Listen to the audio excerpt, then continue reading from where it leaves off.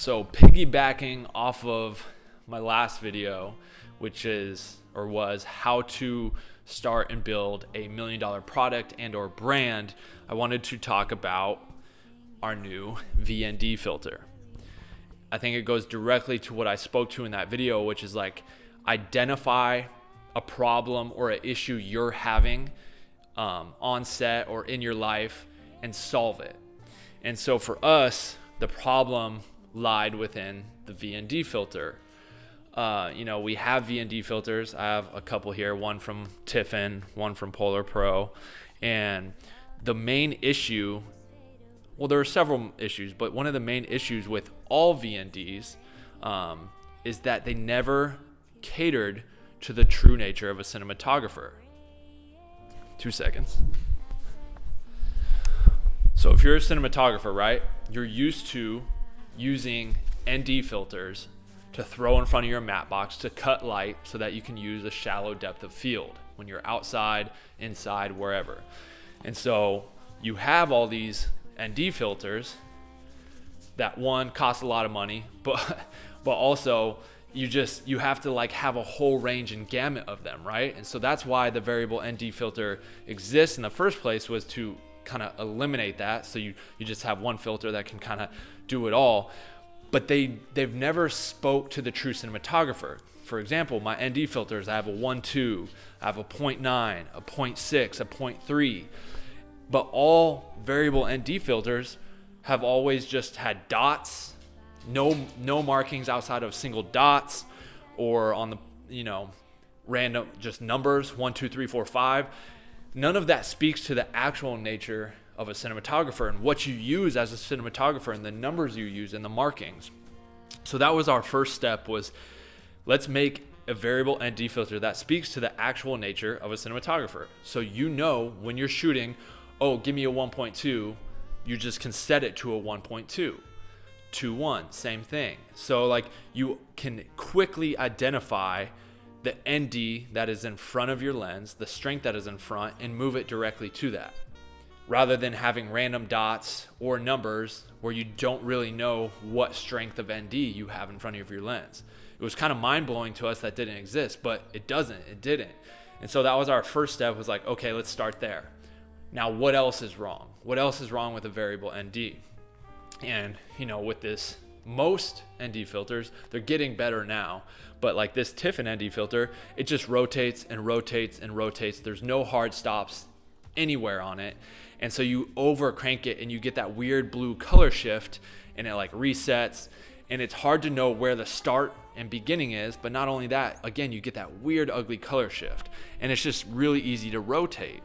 And so it was just like, again, like, there's gotta be a way to where it just starts at one end, ends at the other, and you can't over crank.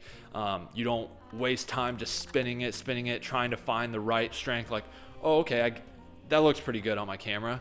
With this, you can exactly identify what stop you're at, but you'll never over crank it. The farthest you can go on one end is a 0.3. The farthest on the other end is a 2.1.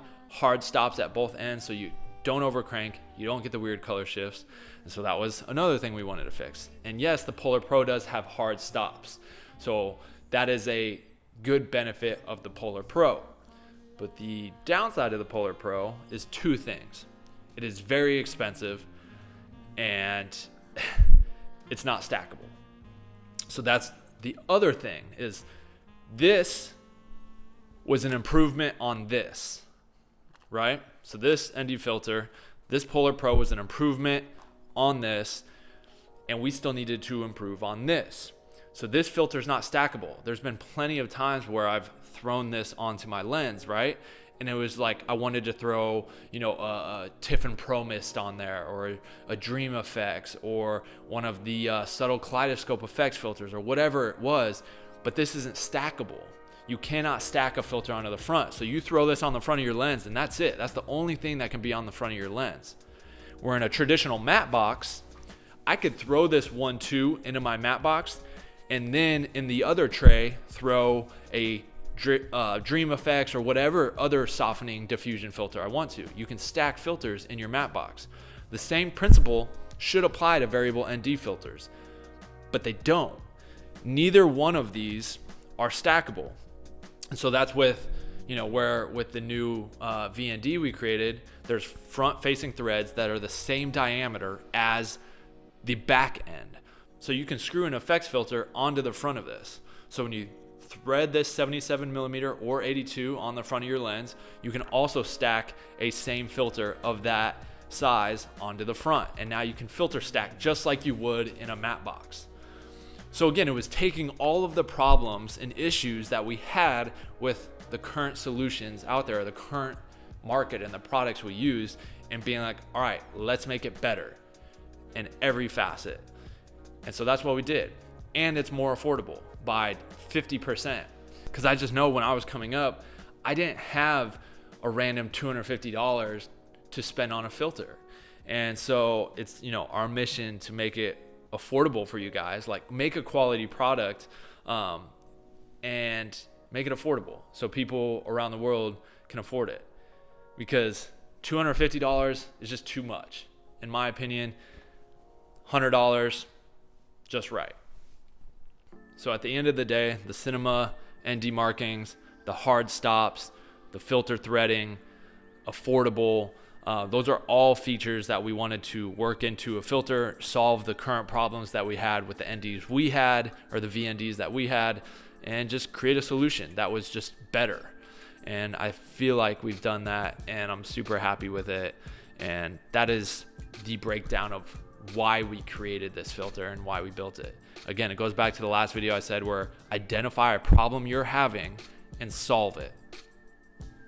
All right, guys, thanks for watching. If you want to pick up the filter, I'll link it in the description below.